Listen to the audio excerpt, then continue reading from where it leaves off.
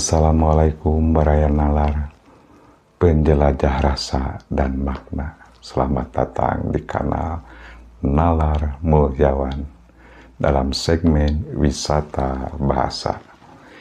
Ruang di mana kita tidak cuma mengeja kata, tapi juga piknik menyelami kedalaman rasa, sosiologi hingga nilai moral di balik untaian kalimat yang kita ucapkan sehari-hari. Hari ini, kompas wisata kita akan mengarah pada sebuah fenomena panas di media sosial. Media sosial di Jawa Barat yang melibatkan anak remaja kita.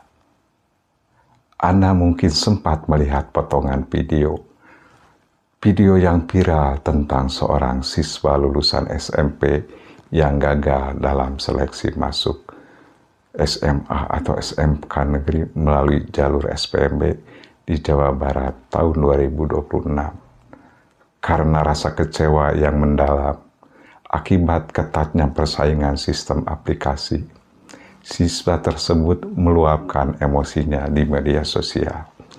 Dia melayangkan kritik kepada Gubernur Jawa Barat, Kang Deddy Mulyadi.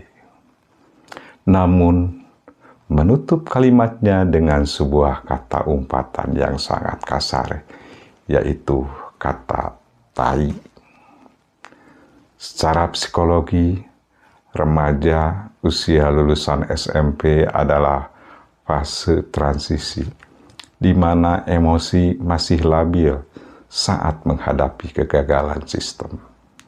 Namun, ketika luapan emosi itu masuk ke ruang digital, sosiolinguistik masyarakat Sunda menantang kita untuk membuka kembali kamus etika budaya guna menimbang bobot perilaku tersebut.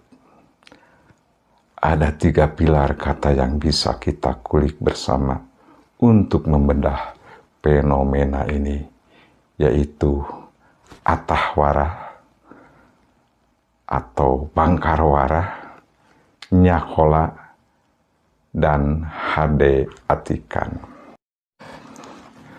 Mari kita kulik destinasi kata pertama kita, atahwarah, atau bentuk ekstrimnya bangkarwarah. Secara semantik, kata atah berarti mentah, sedangkan warah artinya dididik atau diarahkan. Jadi, atahwarah secara harfiah bermakna kurang dididik atau tidak matang dalam menerima pengajaran moral. Ketika kata ini bergeser menjadi bangkarwarah, bobot negatifnya melonjak drastis. Bangkar merujuk pada kondisi mati sebelum waktunya atau rusak total. Maka seseorang yang dicap bangkarwarah dianggap telah mengalami kegagalan total dalam penyerapan adab, seolah-olah seluruh nilai kebaikan di dalam dirinya telah mati semenjak dalam pikirannya. Tindakan melontarkan umpatan kasar di ruang publik digital oleh seorang calon siswa seringkali langsung dinilai oleh netizen sebagai cerminan perilaku yang atahwarah atau bahkan bangkarwarah. Mengapa? Karena sosiologi kultur Sunda, tutur kata adalah pakaian dari isi kepala dan cerminan langsung dari asuhan keluarga. Kecewa pada sistem seleksi sekolah itu sangat valid, tetapi pilihan diksi yang kasar memicu penilaian bahwa karakter sang anak belum matang ditempa oleh lingkungan sekitarnya. Sekarang, mari kita bandingkan dengan kata kedua yang menjadi inti bahasan kita, nyakola. Secara morfologis, kata ini memang berbasis dari kata sakola atau sekolah. Namun dalam rasa bahasa Sunda, nyakola telah bergeser menjadi sebuah kata sifat yang berarti terdidik. Seseorang disebut nyakola apabila perilakunya, tutur katanya, dan keputusannya mencerminkan nilai-nilai luhur ilmu pengetahuan. Nyakola berarti memiliki adab. Ketika ada seorang siswa yang secara formal sedang berjuang mengejar bangku sekolah, namun refleks mengumpat kasar kepada pemimpin publik, disitulah letak ironinya. Masyarakat melihat ada kontradiksi yang lebar.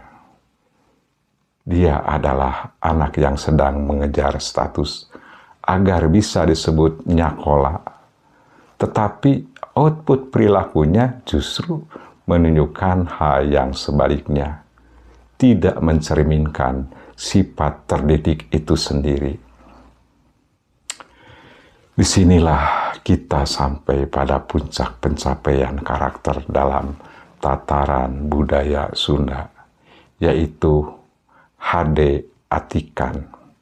HD artinya baik, dan atikan artinya pola asuh atau pendidikan. Konsep ini melampaui formalitas institusi. Seseorang bisa saja tidak punya kesempatan mengenyam sekolah tinggi, tetapi dia bisa memiliki sifat nyakola atau terdidik karena landasan HD Atikan yang kuat. Mengapa demikian? Karena HD Atikan bersumber dari hulu yang paling intim, yaitu internalisasi nilai budi pekerti dari keluarga. Anak yang memiliki landasan HD Atikan tahu persis cara penyampaian rasa kecewa tanpa kehilangan harga diri. Tahu cara mengkritik kebijakan yang dianggap carut-marut tanpa harus merusak tatanan tata krama atau undak-usuk basa. Jika kita timbang bobot perilaku dari fenomena siswa tersebut, kita melihat adanya benturan realitas yang dilematis. Di satu sisi, kita melihat potret generasi remaja yang ingin mendapatkan pendidikan. Namun, di sisi lain, ketika benteng ekspektasi merasa runtuh oleh hasil seleksi, rapuhnya pondasi sifat terdidik itu langsung terekspos ke permukaan. Mengkritik kebijakan pelayanan publik adalah hak setiap warga negara, bahkan anak remaja sekalipun. Namun pilihan diksi, umpatan, tai justru mendegradasi nilai substansi kritik itu sendiri, menjatuhkan derajat mereka dari seorang calon siswa yang diharapkan nyakola menjadi terlihat bangkar warah di mata publik. Media sosial hari ini seringkali menjadi panggung akselerasi di mana sifat atahwarah diproduksi massal demi katarsis emosi instan. Sementara proses membentuk pribadi yang nyakola dan HD Atikan membutuhkan kesunyian, refleksi, dan bimbingan orang tua yang panjang.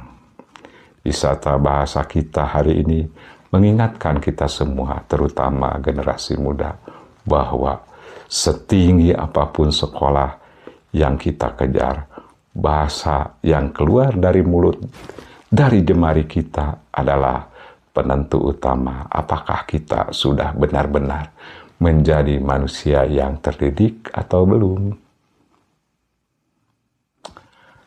Terima kasih sudah berjalan-jalan bersama saya di Wisata Bahasa. Sampai jumpa di episode berikutnya. Tetap jaga kata, tetap rawat makna. Wassalam. Cak.